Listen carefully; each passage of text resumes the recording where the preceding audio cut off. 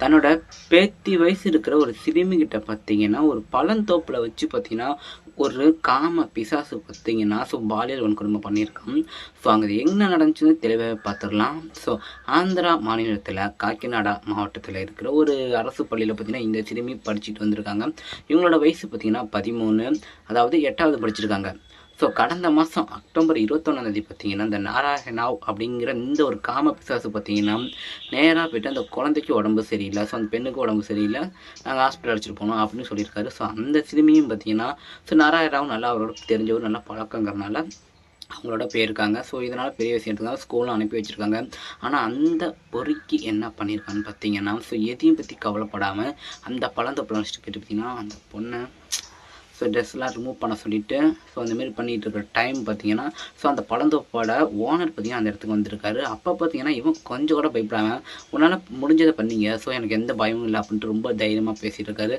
ஒரு கட்டத்துக்கு அப்புறம் கோவப்பட்ட அந்த பழக்கடை ஓனர் பார்த்தீங்கன்னா, வந்து போயிட்டு அவங்க பொண்ணை காப்பாற்றி அழைச்சிட்டு போயிருக்காரு. இது பார்த்தீங்கன்னா அழைச்சிட்டு போனது இல்லாமல் அவங்க பெற்றோர்கிட்ட கூப்பிட்டு எல்லாம் சொல்லியிருக்காரு. பட் ஆனால் அவங்க பார்த்தீங்கன்னா கேஸ் கொடுக்கல.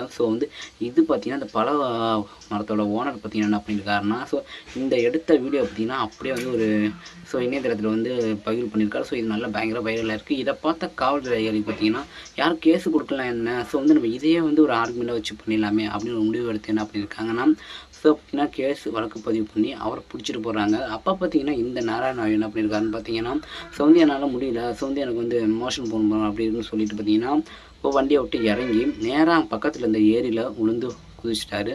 குதிச்சது மட்டும் இல்லாமல் மறுநாள் தான் வந்து கிடச்சிருக்கு பாடி. வந்து அவர் செத்துட்டார். நீங்களும் பாருங்களேன், கிட்டத்தட்ட 62 வயசு ஆகுது. இந்த பொண்ணுக்கு 13 வயசு. இந்தமாரி இருக்க மக்கள் இன்னும் இவ்வளோ பேர் இருக்காங்கிறத நினச்சாலே ரொம்ப வெறுப்பாகவும் இருக்குது, வேதனையாகவும் இருக்குது. எல்லாருமே விழிப்போட இருங்க. இது ஆந்திரா மாநிலத்தில் நினச்சாலும் நினைக்காதீங்க. நம்ம தமிழ்நாட்டில் அதுக்கு மேலே இருக்குது.